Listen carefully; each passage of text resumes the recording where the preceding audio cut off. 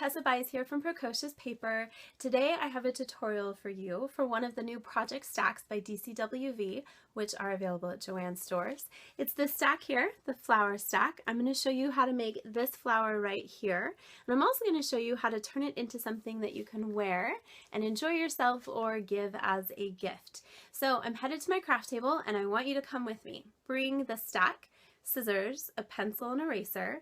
You're also going to want some adhesive. I'm going to use my hot glue gun, but you could use really whatever adhesive that you would like. And we're going to turn it into a brooch. So you're going to want either a safety pin or a brooch pin. Here we go. So I've already cut out the flower templates and I'm laying them out here so that you can see what they look like all in a row. They're numbered and it tells you exactly how many of each piece you want to cut out. Just a quick tip, save your instructions for future reference, and on the back side use washi tape to attach the template pieces so that the next time you want to make this flower you know exactly where all those pieces are. So the next thing you want to do is trace with a pencil all the templates onto the pattern papers that you want to use, and then of course cut them out.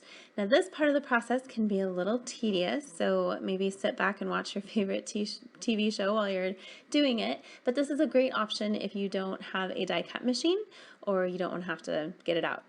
The next step is to erase those pencil marks. I would be really bothered if I noticed these later on the final product, so I made sure to take care of all of my pencil lines. Next, you want to get a mister. It's just a little bottle with water inside, and you're going to spray a fine mist of water on each piece. Just enough water so that the cardstock reacts to it and becomes really easy to fold and roll and curl. And you're going to take each petal between your fingers and start to roll it back and forth until you get the curl that you like.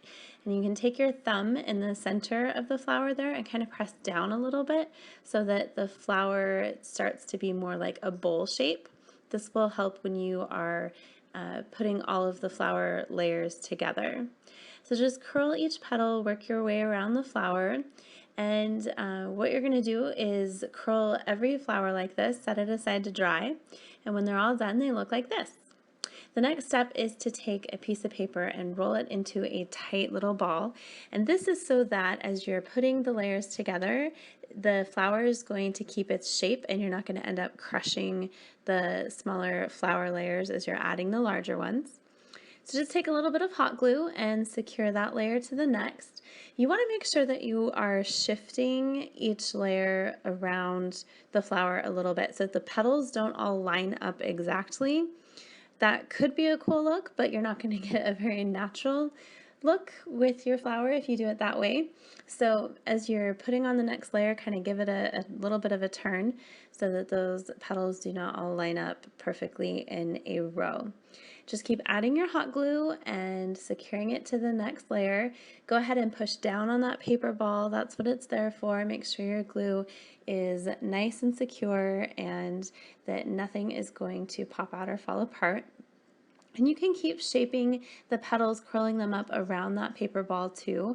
And when you are all done, of course, if you don't like how one petal is curling, you could always give it a quick mist and recurl it until it's exactly how you want it to look. So this is what the flower looks like when it is all assembled. Let me pull out the paper ball here so you can see the center. You can recurl that, of course.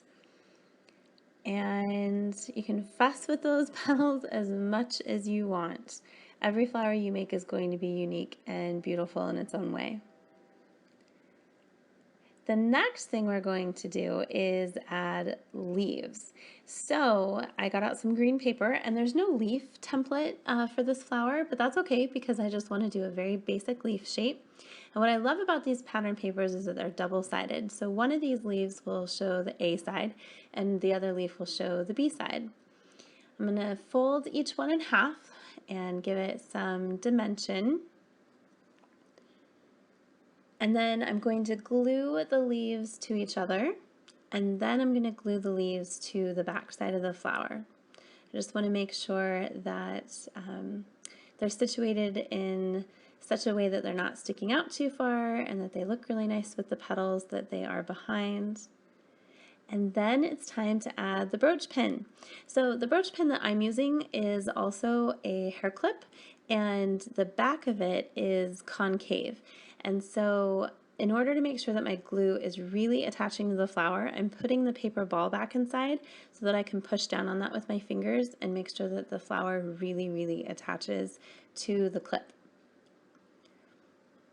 So I'm just pushing really hard, making sure that flower makes contact with the glue. You don't want to be wearing this and have it fall apart. And I'm not worried about this crushing the flower at all because it's really just making the flower take its shape a little bit better.